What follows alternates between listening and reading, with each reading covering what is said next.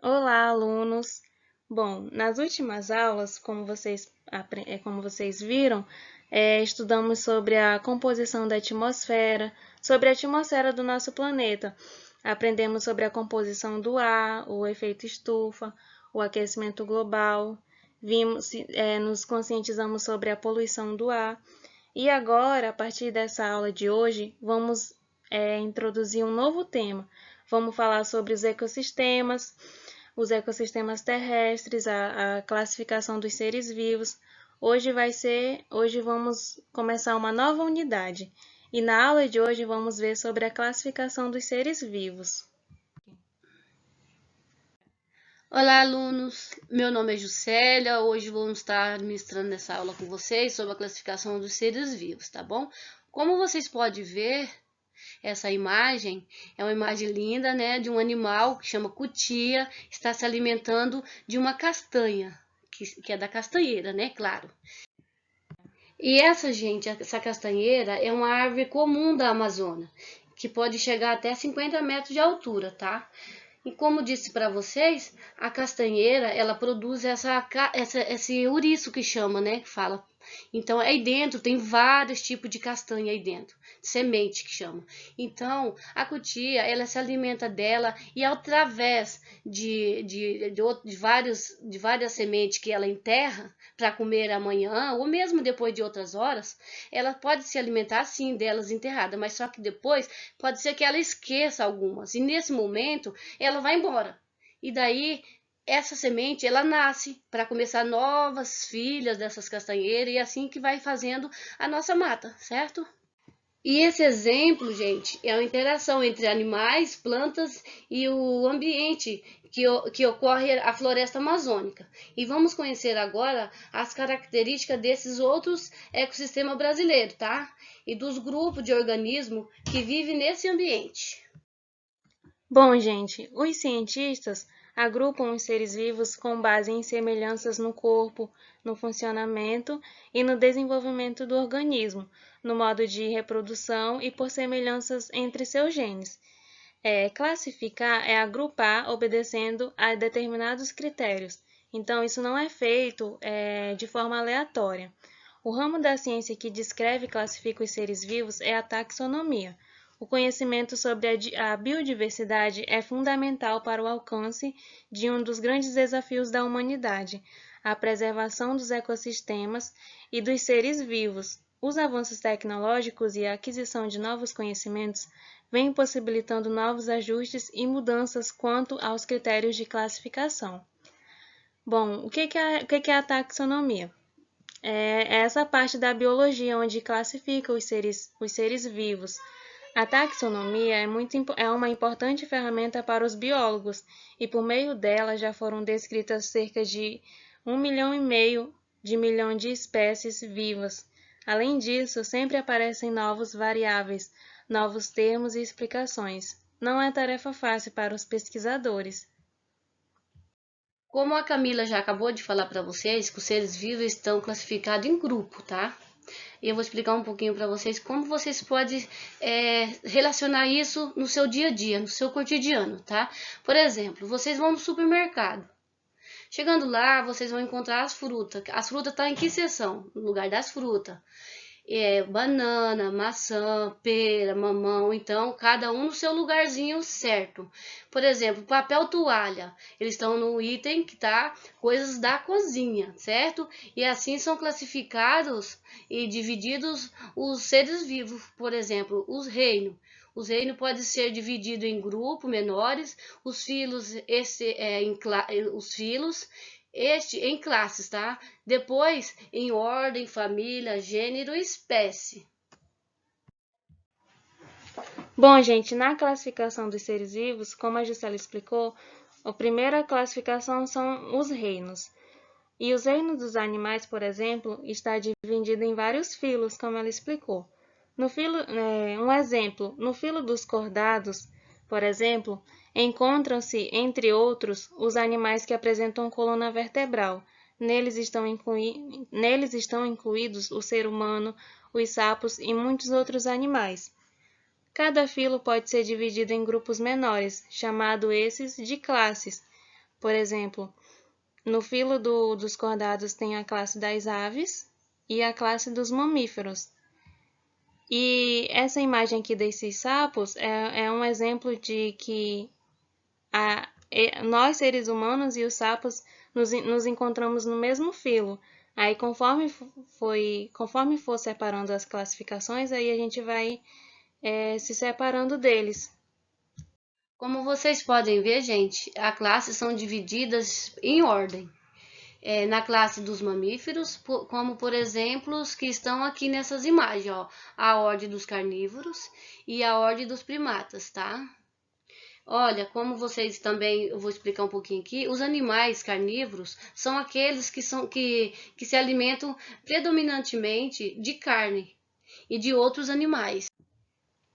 E os primatas, vocês podem ver aí que eles são animais dotados de cérebro, que pensa, raciocina, que grande diferenciado como os olhos, bem desenvolvido e voltado para a frente, permitindo a visão binocular e membro com 5 dedos. Bom, e cada ordem é dividida em famílias. A ordem dos carnívoros, por exemplo, engloba várias famílias, como a dos canídeos, família dos lobos e dos cães, e a dos felídeos, família das onças e dos gatos. Por exemplo, os cães e os gatos são de famílias diferentes. O cão é da família dos canídeos e o gato é da família dos felídeos, mas eles são da mesma ordem, porque tem algumas características parecidas. Então, os dois são da ordem dos carnívoros, mas de famílias diferentes. Continuando, gente, como já falamos agorinha, agora a gente vai falar sobre uma família é composta de gêneros.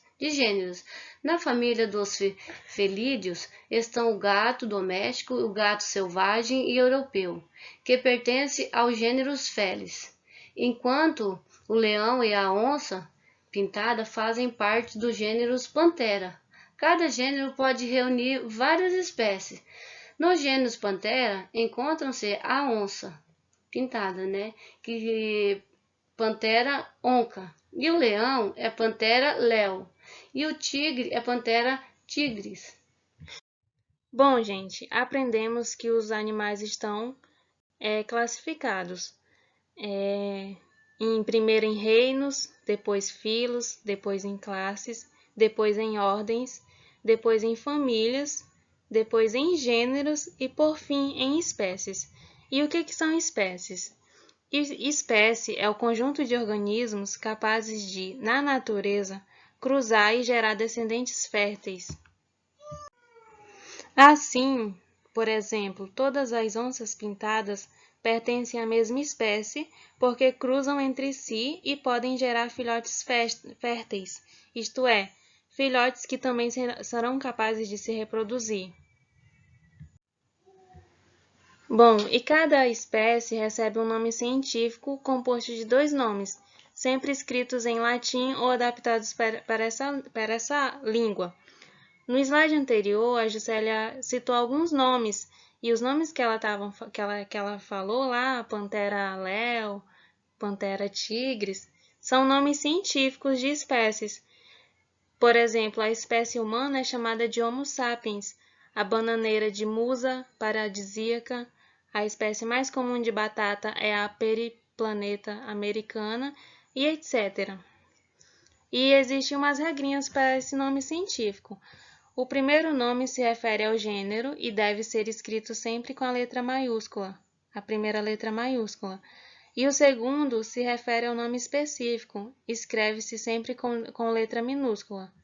A expressão formada por cânions familiares designa o nome da espécie, como eu já tinha explicado. Olha, gente, agora a gente vamos falar sobre os reinos. Eles são classificados em 5 reinos. Então, eu vou falar agora um pouco de uns deles, tá bom? O reino Monera compreende todos os seres unicelular e procariontes, ou seja, a célula que é a próprio indivíduo. Não possui núcleo individualizado pela membrana e não possui organela membranosa, tá? No citoplasma. Como as mitocôndrias e os cloroplastos pertencem ao reino Monera. As bactérias e os cianobactérias, também conhecido como cianofíceas ou algas azuis. Como eu acabei de falar com vocês, quando nós falamos unicelular, uma célula é que tem uma única célula, tá? E também cianobactérias. E também quando falamos de procarionte, é quando não tem um núcleo definido. Uma outra classificação de reino é o reino protista. Esse reino é formado pelos protozoários, seres unicelulares também, eucarióticos, ou seja, seres que possuem núcleo delimitado e organizado pela membrana nuclear. Heterotróficos, alimentando-se de bactérias, outros protistas ou matéria orgânica dissolvida na água. Fazem parte desse reino ainda as algas, os seres eucarióticos, unicelulares ou multicelulares e autotróficos fotossintetizantes. Temos também o reino fungi. O reino fungi inclui os fungos, seres eucarióticos, unicelulares ou multicelulares, heterotróficos por absorção. Os fungos ocupam lugares úmidos e sombreados. São representantes desse reino os cogumelos, bolores, orelhas de pau, penicillium, entre outros. Então, são seres eucarióticos, ou seja, têm um núcleo delimitado por uma membrana nuclear.